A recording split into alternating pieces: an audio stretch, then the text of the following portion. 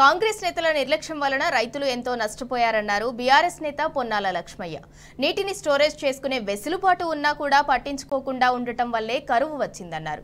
BRS అధినేత కేసీఆర్ పర్యటనలో ప్రభుత్వంలో అలజడి మొదలైందంటున్న పొన్నాల లక్ష్మయ్యతో మా ప్రతినిధి Vamshi face to face. KCR గారి పర్యటనతోటి ఒక్కసారిగా కాంగ్రెస్ పార్టీలో కాంగ్రెస్ ప్రభుత్వంలో అలజడి మొదలైనటువంటి పరిస్థితి కూడా మనం చూస్తూ ఉన్నాము. నిన్న గాయత్రి పంప్ హౌస్ ద్వారా నీరు విడుదల చేసినటువంటి పరిస్థితి మనం చూస్తూ ఉన్నాం. ఈరోజు కూడవల్లి వాగు ద్వారా కూడా నీళ్లు విడుదల చేసినటువంటి పరిస్థితి కూడా మనం చూస్తూ ఉన్నాము.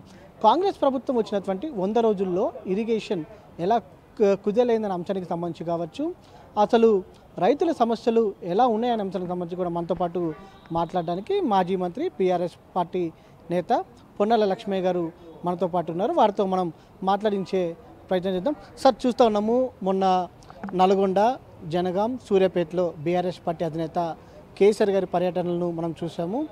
పర్యటన తర్వాత ఒక్కసారిగా కాంగ్రెస్ పార్టీలో అలజడి మొదలైందని మనం చెప్పుకోవచ్చు అంటారా? కాంగ్రెస్ పార్టీలో అలజడి మొదలైంది అని మీరంటున్నారు, ప్రజలు కూడా అంటున్నారు. అలజడి ఎందుకు మొదలైంది? నిర్లక్ష్యం, అహంకారం, అనుభవం లేకపోవడం, అవగాహన చేసుకోలేకపోవడం. ఓకే, వీళ్ళు ప్రాజెక్టుల దగ్గరికి, మేడిగడ్డ దగ్గర సమస్య వచ్చిన ప్రాజెక్టుకి దాదాపు 4 సార్లు పోయినారు అందరూ, కింది నుంచి మీద దాకా. ఏం మాట్లాడినారో అది ఇప్పుడు అనవసరం. అక్కడ పవర్ పాయింట్ ప్రజెంటేషన్స్, తర్వాత అసెంబ్లీలో 3 సార్లు చర్చలు, అక్కడ కూడా పవర్ పాయింట్ ప్రజెంటేషను. అధికారం రాగానే చాలా ఎక్స్పర్ట్స్ అయిపోయినా ఇంజనీరింగ్లో. ఏది ఆ నీళ్ళ దాంట్లో అయినారు. మరి 10 సంవత్సరాల నుంచి ఎక్కడ కూడా ఈ ప్రాజెక్ట్ మీద కానీ, ఆ ప్రాజెక్టు మీద కానీ, ఎక్కడ కానీ, విద్యుత్ మీద కానీ, అసెంబ్లీలో కానీ, పార్లమెంట్లో కానీ ఈ నాయకులు ఎప్పుడన్నా మాట్లాడిందా? ఇంత బాగాలేదు అని చెప్తున్న మహానుభావులు ఈ 100 రోజుల్లో ఆ సమస్య ఉన్న కాడికేమో పోయి వచ్చారు ఆరోపణ చేయడానికి. కానీ ప్రజల అవసరాలకు, రైతుల అవసరాలు తీర్చడానికి చేసే చర్యల్లో 100 రోజుల్లో నీళ్లు సముద్రంలో పారబోశారు. గోదావరిలో ఉన్నాయి సుందిల్లా అన్నారం నుంచి 4 టీఎంసీలు, ఇప్పుడు దాదాపు ఇది తుపాకులగూడెం నుంచి 48 టీఎంసీల నీళ్ళు సముద్రంలో పోయినాయి. దేవాదుల ద్వారా 22 టీఎంసీలు వాడుకోవాల్సిన అవసరం ఉండే. అయితే ఏమైంది? ఆ ఉన్న కొద్ది నీళ్లను ఇప్పుడు పార్లమెంట్ ఎలక్షన్స్ కాబట్టి ఇదంతా ప్రజల్లో చైతన్యం వస్తున్నది కాబట్టి 60% మంది వ్యవసాయం మీద ఆధారపడి ఉన్న రైతులు ఉన్నారు కాబట్టి వాళ్ళ ఓట్లు రాకపోతే మునిగిపోతామనే ఆందోళనతో, భయంతో, సరే ముందు రోజుల్లో ఇంకింత మరీ కష్టమవుతుంది డ్రింకింగ్ వాటర్. ఈ లోపల ఎన్నికలు అయిపోతాయి కదా, ఎన్నికలు అయిపోయిన తర్వాత కష్టమైతే ఎవరేం చేస్తారు? అందుకోసం నిన్న ఇది గాయత్రి పంప్ హౌస్, ఇవాళ ఇక్కడ మన ఇవాగు నీళ్ళు అంటే ప్రజలను మభ్యపెట్టడానికి ఇన్ని రోజుల నుంచి చేయాలి. ఇన్ని రోజుల నుంచి నీళ్లు సేవ్ చేసుకుందామని లేదు, వాడుకుందామనే మాట లేదు, పంపులు స్టార్ట్ చేయలేదు. ఇప్పుడు గొడవ అవుతున్నది కాబట్టి, పంటలు ఎండిపోతున్నాయి కాబట్టి, ఓట్లు దగ్గరికి వచ్చినాయి కాబట్టి ప్రజలను నమ్మించడానికి 60% మంది ప్రజలు ఏం చేస్తారో అనే భయాందోళనతోటి ఓకే ఒక్క మాట నవంబర్ 27 నాడు రాష్ట్ర ప్రభుత్వం, అప్పటికే ఎన్నికలు 3 రోజుల ముందు 7,700 కోట్లు నిఖరంగా ఉన్నాయి ఇమ్మని చెప్పారు. ఈసీ కూడా ఏమనలేదు, ఇచ్చే పరిస్థితుల్లో ఉంటే నువ్వు ఈసీ దగ్గరికి వెళ్ళారు. సరే, ఇది రాజకీయం వేస్తే నిజమే కదా అని అనుకున్నారో ఏమో. ఈసీ వద్దని ఏం చెప్పాడు? డిసెంబర్ 9న 10,000 చొప్పున కాదు 15,000 చొప్పున అన్నారు. ఓకే, ఇస్తారేమో అనుకున్నాం. మరి డిసెంబర్ 9వ తారీఖు పోయి ఎన్ని రోజులైంది? 7,700 కోట్లు ఏమైనాయి? 100 రోజుల్లో కూడా, 110 రోజుల్లో కూడా రైతులకు ఇవ్వలేదే. దీనికి సమాధానం చెప్తారా? చెప్పలేరు. అదే కాదు, ఇంకా మిగతా కూడా రైతులకు ఇచ్చేది ఇవ్వలేదు.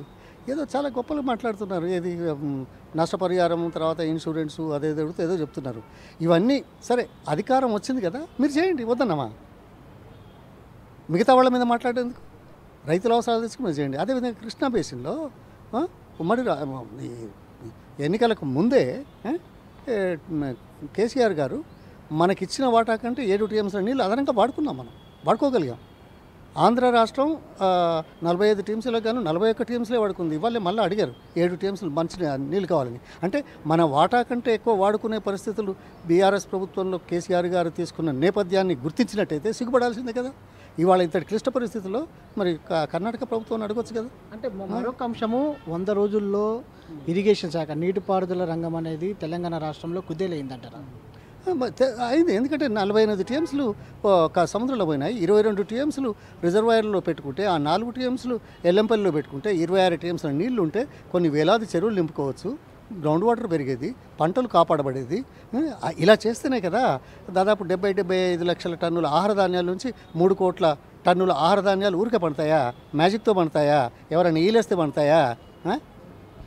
అర్థం ఉండాలి కదా. అంటే రాజకీయ దురుద్దేశంతోనే కాంగ్రెస్ పార్టీ నిర్లక్ష్యం చేసిందని చెప్పుకోవచ్చు అంటే. రాజకీయ దురుద్దేశం కాదు, అసలు అవగాహన ఉంటే కదా, ప్రజల పట్ల సానుభూతి ఉంటే కదా. అధికారం కోసం చేసే ఎత్తుగడలు తప్ప, మాటలు తప్ప వాళ్ళకి అనుభవం ఉందా? లేదు. ఏం మాట్లాడుతున్నారు ఈ మంత్రులంతా? ఒక్కరోజు కేసీఆర్ గారు ఈ వరి పొలాలు చూసి వస్తే 9 మంది మంత్రులు 9 ప్లేసులలో, ఢిల్లీలో ఒకరు, ఇక్కడొకరు, అక్కడొకరు, మొత్తం తెలంగాణ అంతటా మాట్లాడి అక్కడక్కడ కొద్దిగా నటన ఇస్తున్నారు, నీళ్లు రిలీజ్ చేస్తున్నామని. ఈ నీళ్ళు రిలీజ్ మాకు తెలియదా? మొత్తం ఎన్నున్నాయి తెలియదా? ఇంతకుముందు ఎందుకు నింపలేదు? ఖాళీలు ఎందుకు పెట్టారు రిజర్వాయర్లు? ఇవన్నీ ఆలోచించాలి. మరోపక్క 100 రోజుల సమయం గడిచిపోయింది. తీవ్రమైనటువంటి ఎండ తీవ్రత ఉంది, కరువు పరిస్థితులు వచ్చే అవకాశం ఉందని కూడా నిపుణులు చెప్తా ఉన్నారు. ఈ గడిచిపోయినటువంటి 100 రోజులు చాలా విలువైన సమయంగా చెప్పుకోవచ్చు అంటారు. కాంగ్రెస్ పార్టీ నిర్లక్ష్యానికి భవిష్యత్తులో రైతులు ఎలా ఇబ్బంది పడే అవకాశం ఉందంటారు? పంటలు దాదాపు 15-20 లక్షల ఎకరాల్లో పంటలు పోయినాయి. తర్వాత రేపు మంచినీటి కూడా కటకట ఏర్పడబోతున్నది. ఇక భగవంతుడు అంటే వర్షాకాలం ఇదైతే ఏమంటారు, ఇది కేసీఆర్ గారు ఇచ్చిన కరువు అంటున్నారు. కేసీఆర్ గారు ఇచ్చిన కరువా? మీరేం చేశారు? మీరేమన్నా తీర్చారా?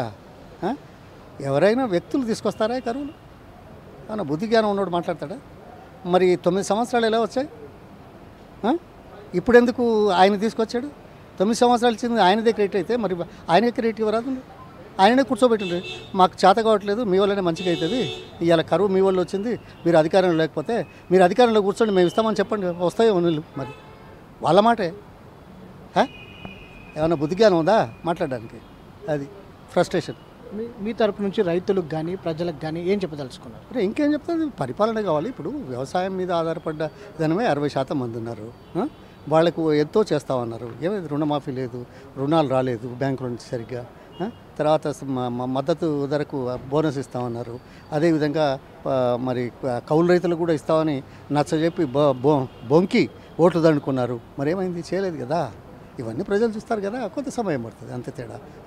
నిజాలు ఎప్పటికైనా నిలుస్తాయి, అబద్ధాలు తాత్కాలికంగా ప్రభావితం చేయొచ్చు, కానీ శాశ్వతంగా అబద్ధాలతోటి చరిత్రలో ఎప్పుడు ఎవరు ఎక్కడ కూడా ఏం కాలేదు. రాష్ట్ర ప్రభుత్వం ఇప్పటికైనా కళ్ళు తెరవాలని కూడా సూచిస్తూ ఉన్నారు. ఇప్పటికే 100 రోజుల సమయం గడిచిపోవడంతో రైతులు తీవ్రంగా నష్టపోయినటువంటి పరిస్థితి ఉందని కూడా వారి అభిప్రాయాన్ని వ్యక్తం చేసిన పరిస్థితి మనం చూస్తున్నాం. విడుదల రవితో వంశకృష్ణ, టీ న్యూస్, హైదరాబాద్.